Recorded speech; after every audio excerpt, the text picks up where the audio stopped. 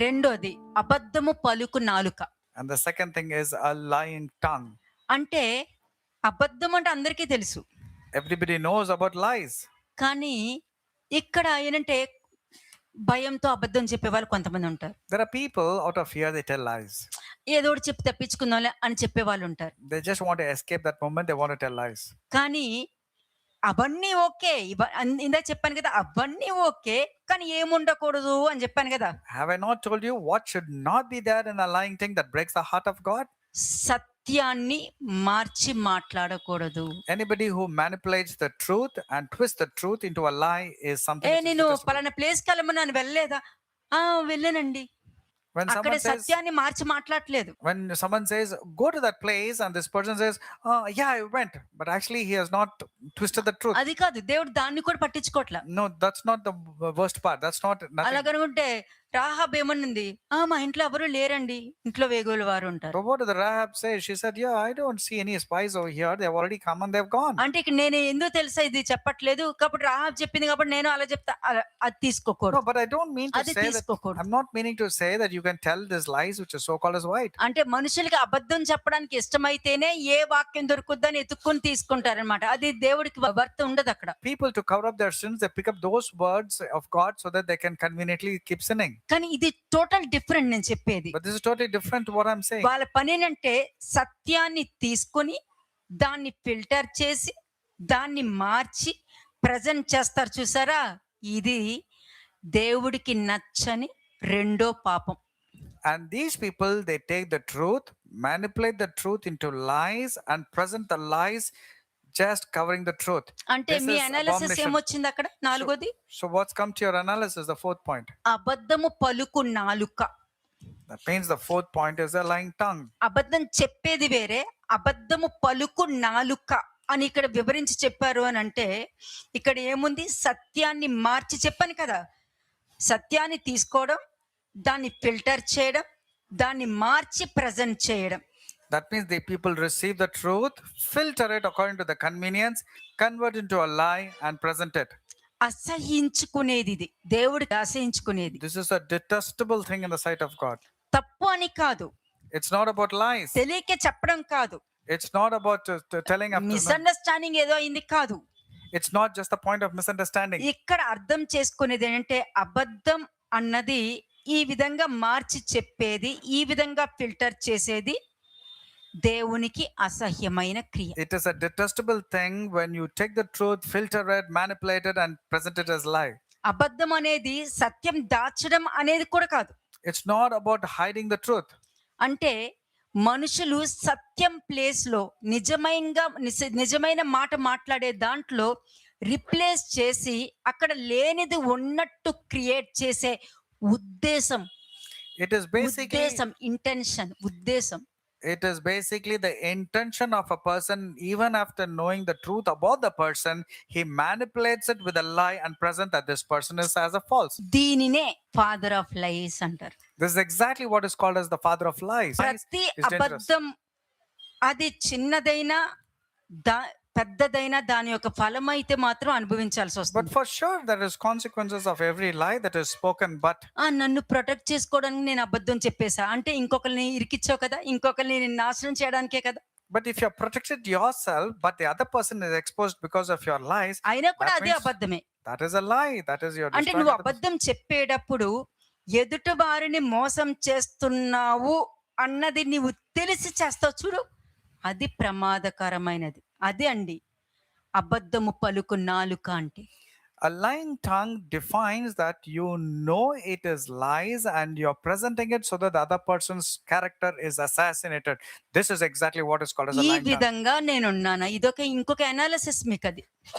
This is another అబద్ధము analysis. పలుక నాలుక అంటే సత్యాన్ని తీసుకొని ఫిల్టర్ చేసి దాన్ని కలిపి దాన్ని భయంకరమైన ప్రమాదకరంగా ప్రజెంట్ చేస్తారు.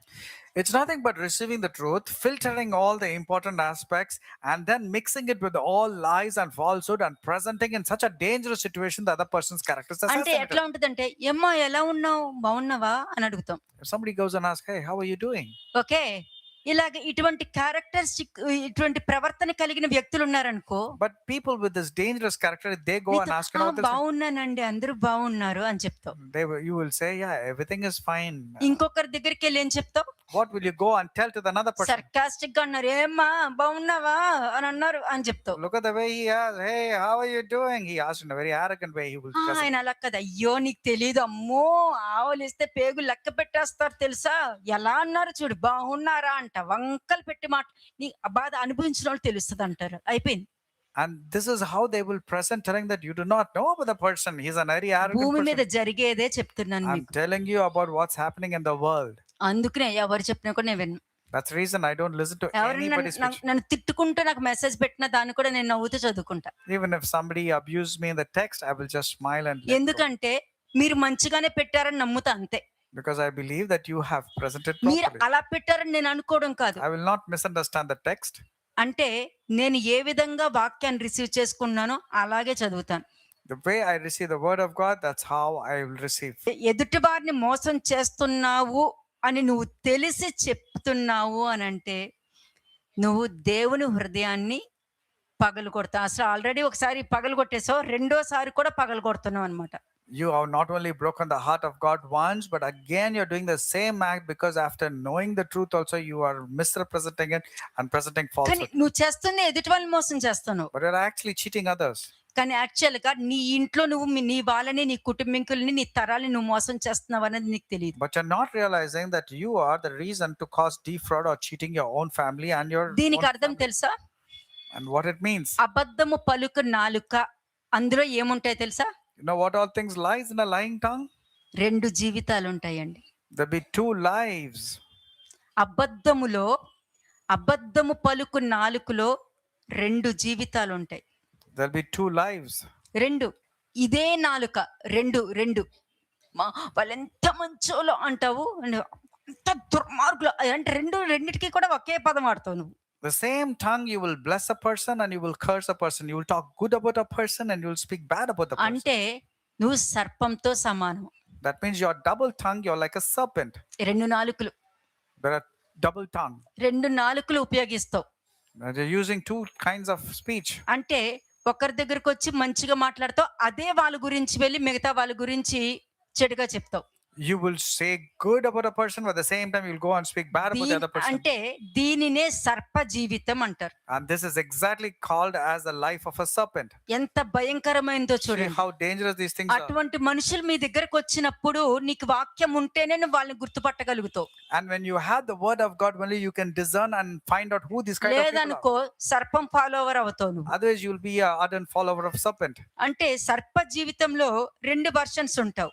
There are two versions when you are having serpent in your life. దేవుడు అంటావు, You will say God, రెండో వర్షన్ లో సత్యం మీదనే తిరుగుబాటు చేస్తూ ఉంటావు. and at the same time you will be rebelling against the truth. మరి ఇదంతా కూడా ప్రమాదకరమైనది. And all these things are very dangerous. చూద్దామా? Psalms 101 verse 6, 7, 8 చూద్దాం.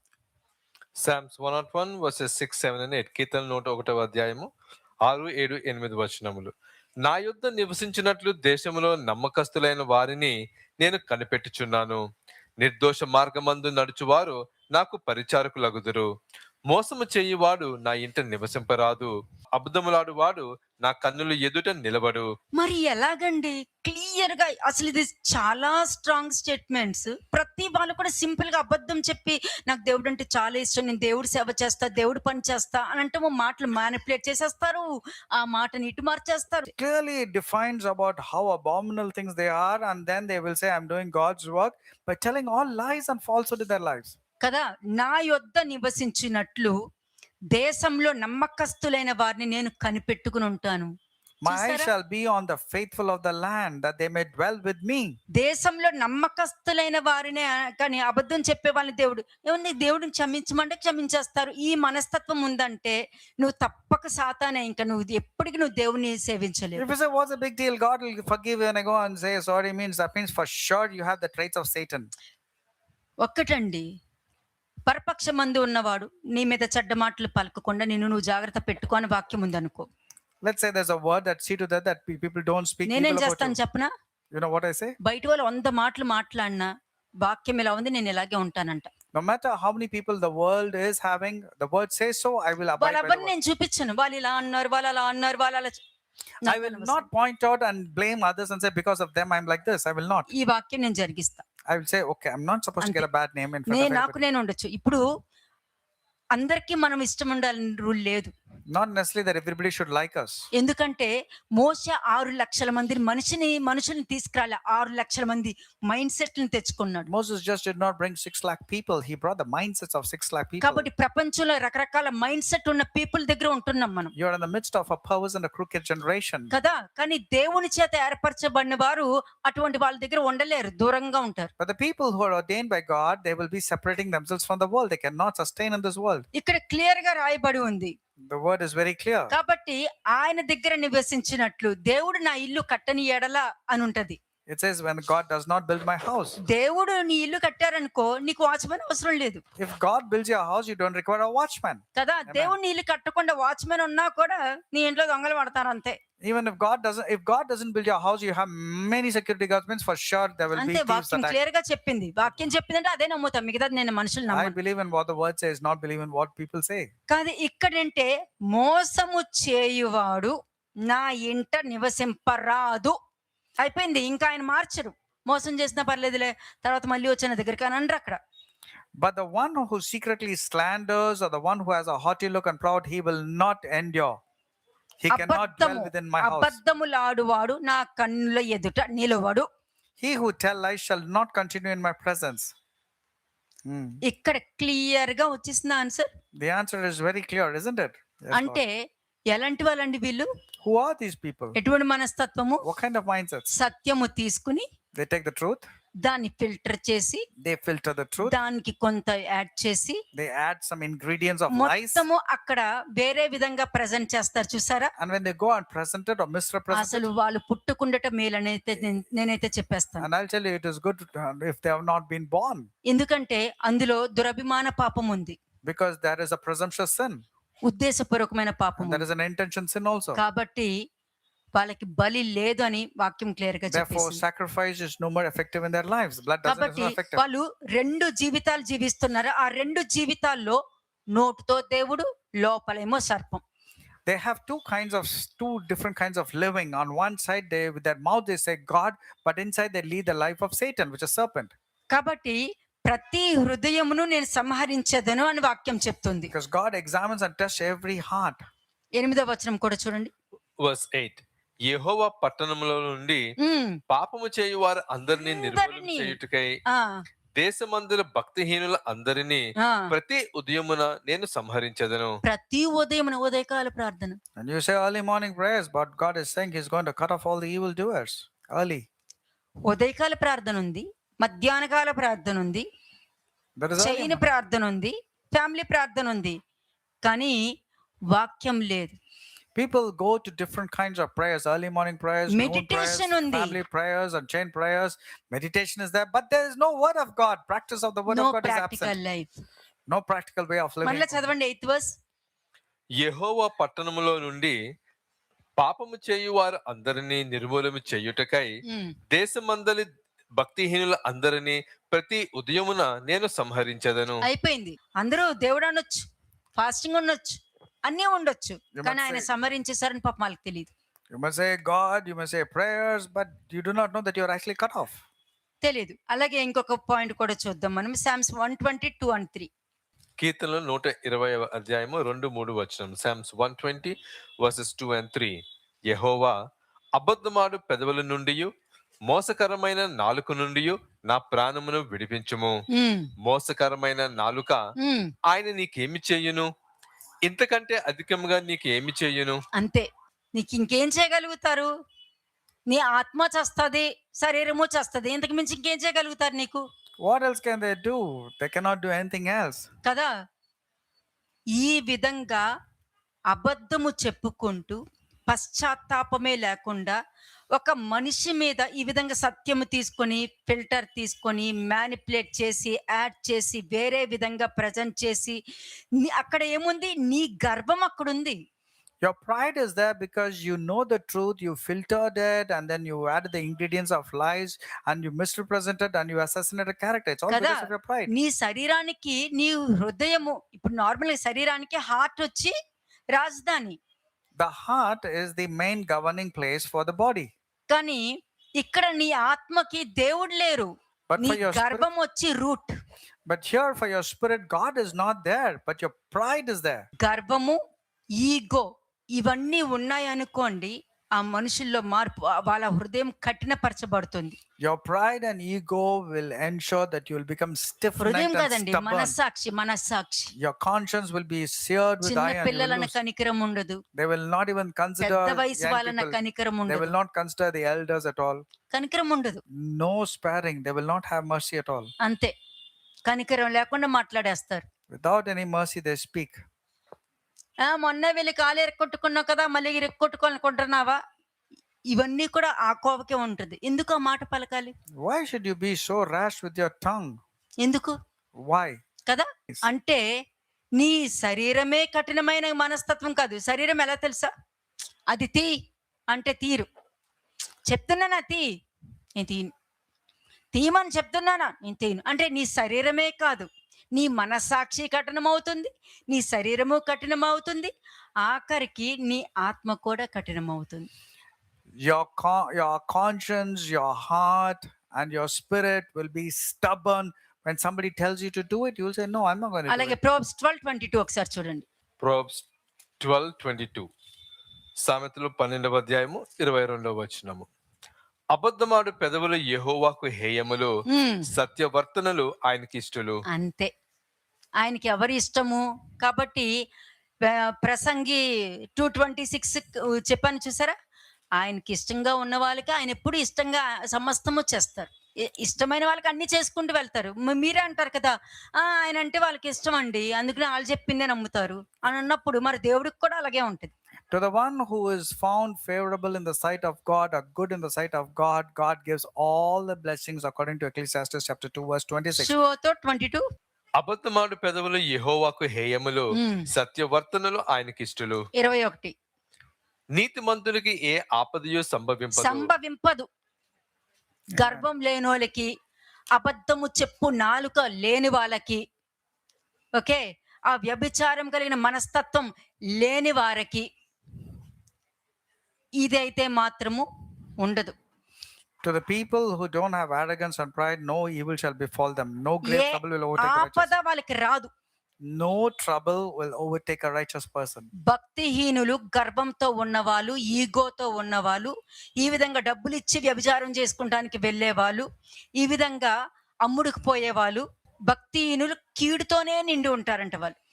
But the wicked shall be filled with evil. The people who pay the money and commit lottery, and the people who gather all sorts of lies, presenting falsehood, all pride people, all will have this character. కదా, దేవుడు నాతో మాట్లాడతారు, దేవుడికి అన్ని తెలుసు, ఇలాంటివి తెలుసు, కానీ ఈ విధంగా దేవుడికి అబద్ధము మాట్లాడటము, ఈ విధంగా ప్రవర్తించడము, ఈ కీడు చేసే ఆలోచన ఉండటమే దేవుడికి అసహ్యం అన్నది మరి దేవుడు నీతో మాట్లాడలేదా? Now, did not God speak to you that these are all abominations in his sight when you are doing all sorts of wicked things? ఎందుకు దేవుడు అసహించుకుంటున్నారు? అబద్ధాన్ని ఎందుకు అసహించుకున్నారు? ఎవరైనా చెప్పగలుగుతారు? Can anybody say why is God hating this lies and abomination? ఆయన స్వభావంలో అబద్ధం లేదు, ఆయనే సత్యవంతుడు. Because he is always truthful and he doesn't have the character of lies. నేనే మార్గం, నేనే సత్యం, నేనే జీవం. I am the way, the truth and the life. అందుకే ఆయన సత్యవంతుడు కాబట్టి అబద్ధం అని నచ్చలేదు. నిజమే కదా? Yeah, he's truthful. He's God మరి of truth. He దేవుడు doesn't నాతో like... మాట్లాడతారు, దేవుడు నాకు తెలుసు అన్నప్పుడు ఎందుకు కీడు చేస్తున్నావు, ఎందుకు అబద్ధం చెప్తున్నావు, ఎందుకు వ్యభిచారం చేయడానికి వెళ్తున్నావు, ఎందుకు కంటి చూపుతో తీర్పు తీరుస్తున్నావు, ఎందుకు వినిన దానిని బట్టి విమర్శ చేస్తున్నావు? So why are you committing all kinds of adultery with your eyes, with your words, where you're telling lies and having pride, when you very well know God doesn't like this kind of characters? ఎందుకంటే అబద్ధం చెప్తున్నప్పుడల్లా ఏంటి తెలుసా, దేవుని ఆజ్ఞని break చేస్తున్నావు అన్నదే కదా. Whenever you're telling lies, you should remember that you're breaking the commandments of God. దేవుని ఆజ్ఞని నువ్వే అడ్డగిస్తున్నావు, సాతాను కాదు. It is not Satan. You are a stumbling block to God's commandments and instructions. దేవునికి విరోధంగా సాతాను వెళ్ళట్లేదు, నువ్వే వెళ్తున్నావు. It's not Satan going against God, but you are rebelling and going against God. ఇందాక చెప్పని చూసారు, కొంతమంది వారికి వారే అబద్ధం చెప్పుకుంటారని. I told you, some people tell lies and they believe in their own lies. అంతే, ఎలా ఉన్నారు, ఐమ్ ఫైన్ అంటారు చూసారా, అది కూడా అబద్ధమే. When things are not favorable, you'll say, I'm fine. ఇంట్లో గొడవలు ఉంటాయి, మిస్అండర్స్టాండింగ్స్ ఉంటాయి, సంతోషం ఉండదు, I'm fine And you're not, by faith అని అంటారు. మళ్ళీ you'll say, I'm doing good by the grace of God and by faith I'm doing good, they say. ఏం ఫెయిత్ అండి కదా, అది కూడా అబద్ధమే. మళ్ళీ ఈజీగా ప్రైజ్ ద లార్డ్ అని అబద్ధం చెప్తూ ఉంటారు By saying praise the Lord, they get known for telling lies. కదా. కానీ నువ్వైతే నాట్ ఫైనే కదా, But actually, ఫైన్ your కాదు, life is not not fine, fine. ఫైనే కాదు, నువ్వు బాగోనే లేదు అక్కడ. Actually, your life is not fine. You're paying మళ్ళీ నువ్వే fines. చెప్తావు దేవుడు నన్ను అర్థం చేసుకుంటారని, But then you'll say, God understands me. అది కూడా నువ్వే చెప్పేస్తావు, You're saying all that. అది కూడా అబద్ధమే. Even that also is lies. దేవుడు నన్ను అర్థం చేసుకుంటారంటే చూడు, అది కూడా అబద్ధమే. మళ్ళీ You say, God understands me. That also is a lie. అంటే ఒక మనిషిలో నాలుక మొత్తం అబద్ధాన్ని ఇష్టపడుతూ ఉంటుంది. మరి Lies love to tell, and the tongue loves to tell lies only. అంటే కన్ఫెస్ చేయమని గాని నీ అబద్ధాన్ని దాచేసి నువ్వు ప్రార్థన చేస్తావు, మళ్ళీ కన్ఫెస్ చెయ్యవు You're not కానీ actually, ప్రార్థన చేస్తావు, మరి అది కూడా అబద్ధమే కదా. you're not confessing, but you're good in your prayers. Don't you think that you're lying? కాబట్టి దేవుడు నీ అబద్ధాన్ని అడుగు, నిన్ను ప్రొటెక్ట్ చేస్తారో లేదా అని అడుగుతున్నారు ఇక్కడ. And here, ask God if He's going to protect by your lies. సత్యం ఎప్పుడు క్షేమంగా ఉంటది, క్షేమంగా బయటకు Amen. వెళ్తుంది, క్షేమంగా లోపలికి వస్తుంది Truth will go boldly outside and come back inside without any problem. కదా. అబద్ధం దొంగతనంగా దొంగోడ్లాగా దాక్కుంటది, But lies, like a thief, will be hiding. దొంగలాగా పారిపోతుంది అబద్ధం. And like a thief running away, lies also వాక్యం will ఏం run away. చెప్తుంది, ఎవరు తరముకుండానే దుష్టుడు పారిపోతాడంట. Even nobody needs to chase, but the lies of the wicked person will run away. వాడి క్రియలు దుష్టత్వమైనది కాబట్టి వాడి క్రియలు ఎక్కడ కనబడతాయోనని వెలుగునొద్దకు రారు అని అంటారు. These people, they know that their lies will be exposed. That's the reason they don't want to come to వాళ్ళు the ఎవరు fold of తెలుసా, truth, to the light. Who నన్నే are this? అన్నారు, These are people say they blame me. నన్నే. They targeted me only. నీతో మాట్లాడాను కదా, నువ్వు వీళ్ళు ఎవరికైనా చెప్పేసి ఉంటావు, వాళ్ళేమో వాళ్ళకి చెప్పేసి ఉంటారు కదా. They say I told only you, but how do they know? మళ్ళీ ఏమంటారు, నాకు తెలుసు నాయన నువ్వు విశ్వాసంతో మరి ప్రార్థన చేసేటప్పుడు కొండ వెళ్ళి సముద్రంలో పడినంటే. ప్రార్థన చేసేటప్పుడు మాత్రం డైలాగ్స్ బాగా వాడేస్తారు కదా, డైలాగ్స్ చెప్పేస్తారు. విశ్వాసంతో అడుగుతా అన్ని జరుగుతాయి, నువ్వు సమస్తము చేయగలుగుతావు, నువ్వు భర్తలోమాయికి కళ్ళు ఇవ్వలేదా నువ్వు అని ఇవన్నీ బాగానే చెప్తావు. వాళ్ళని మీరు నట్టి వేయమంటే అక్కడ వల వేసిన వెంటనే ఇన్ని చేపలు రాలేదా, అటువంటి దేవుడు నాకు చేయగలుగుతావు అని అంటావు. కానీ యాక్చువల్గా ఇక్కడ దేవుడు డైరెక్ట్ గా నీతో ఎవరో చెప్పేసి ఉంటారు, ఏముంది మా ఆయనే తిన్నంగా ఉంటారు కదా, ఎప్పుడు ఫోన్లు చేసి చెప్పేస్తాడు. అంటే ఆడియోకి వీడియోకి సెట్ అవ్వట్లేదు. Your real practical life is nothing to do with the word that you heard. కదా. ఇది ప్రమాదము. షలోం, ఆలేఖ్యం.